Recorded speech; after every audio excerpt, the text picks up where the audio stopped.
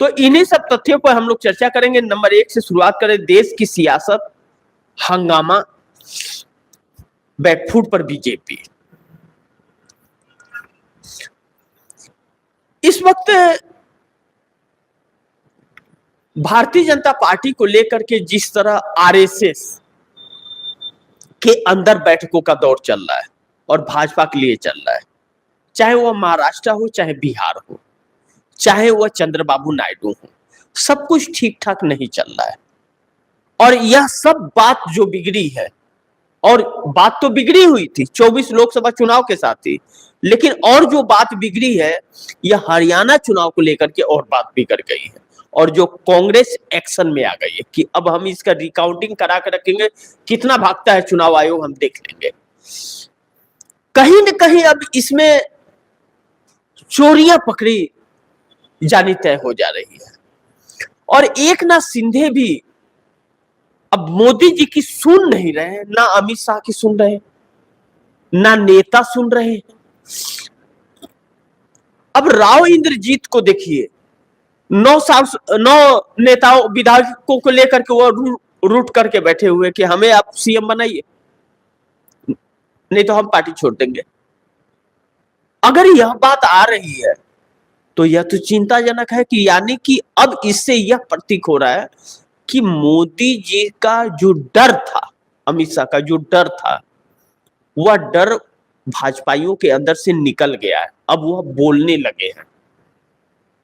यही बात राहुल गांधी कह रहे थे, पार्लियामेंट के अंदर कहा था उन्होंने, ऑन रिकॉर्ड है यह, कि इनका इतना डर दिखाया गया है कि इनके लोग भी चुप हैं, वह भी इनसे छुटकारा पाना चाहते हैं। सबके सामने ही बोल दिए। इतना भी डर किसी को नहीं दिखाना चाहिए कि वह डर ही भूल जाए कि डर क्या होता है।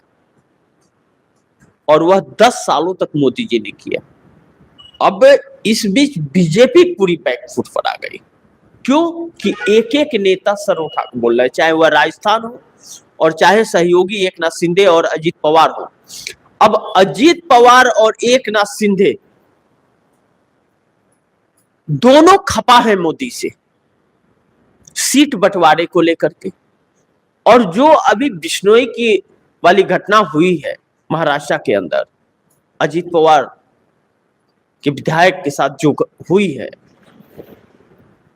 अब वह एकनाथ शिंदे को भी हिला दी है कि यह भाजपाई और आरएसएस के लोग क्या क्या गुल खिलाने वाले हैं। देखिए साफ डर तो लगता है, लेकिन डर को भी डर लगता है, डर को भी डर लगता है, यह ध्यान रखिएगा। जो मोदी 10 सालों तक सबको डरा रहे थे, आज वह खुद डर रहे हैं। क्यों? क्योंकि जो धांधलियां कर रहे हैं वह अब लोगों की समझ में यह चीजें आने लगी है। जब समझ जाते हैं लोग, तब फिर वह किसी भ्रम में नहीं आते। और वही भ्रम लोगों का आज टूट गया है। और जब भ्रम टूटा है तो मोदी जी के लिए मुसीबत खड़ी हो गई है। इस मुसीबत से मोदी जी निकल नहीं पा रहे। देखिए कितना आप अत्याचार करेंगे, कीजिए ना, उसकी भी तो अति हो गई। अब आगे वह नहीं सफल हो पा रहा है, उसको और आगे नहीं बढ़ा पा रहे, वो आखिरी स्टेज पे है। जो भ्रम फैला करके और नेहरू को कोस करके जो रोटियां सेक रहे थे, वह अति हो गया है। लोग ऊब चुके हैं, अब आगे सुनना चाह रहे हैं। आगे क्या कहेंगे कि अंग्रेजों के हाथ में कांग्रेस ने दिया था इस देश को, क्या कहेंगे? लेकिन इन सभी चीजों में एक चीज आप दर्शक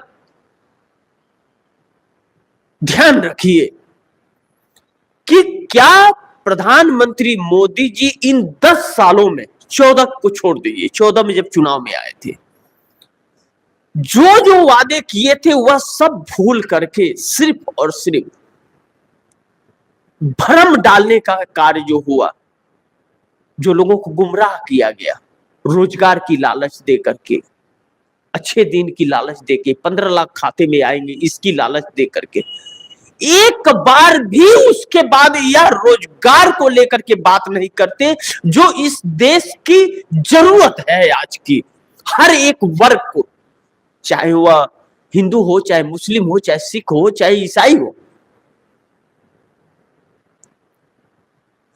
जिस 400 पार के नारे ने इनके सारे भेद पोल पट्टी खोल दिए। जानते हैं आप दर्शक, समझ पाए कि 400 पार क्यों चाहिए था इनका?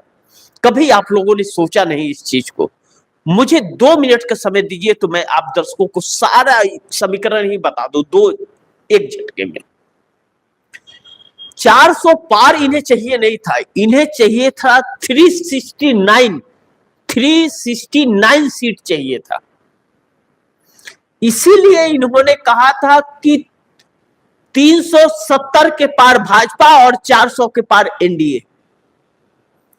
369 सीट आने का यह तात्पर्य था कि इनको वह पार्लियामेंट में ताकत मिल जाती। संविधान यह ताकत देता है इनको, और इनको वह इजाजत देता है कि यह संविधान को बदल सकते हैं और आरक्षण को समाप्त कर सकते हैं। संविधान का संशोधन किसी से पूछने की जरूरत नहीं पड़ेगी। 369 तो 369 नहीं कहा इन्होंने, क्योंकि लोग सोचते हैं कि 369 क्यों भाई, यह कौन सा फिगर है। इसलिए इन्होंने 370 पार भाजपा और 400 के पार एनडीए, इसलिए इन्होंने नारा दिया था। इस 400 पार के नारे की हकीकत यह थी, उस वक्त भी जब पार्लियामेंट में प्रधानमंत्री ने दिया था, तब भी हमने यह खबर ब्रेक की थी। सबसे पहले इस देश में मैंने यह खबर ब्रेक किया था। हालांकि ब्रेक करने से भाजपाइयों ने तोड़फोड़ भी की, लेकिन हकीकत यह हुआ कि यह विपक्ष समझ गया।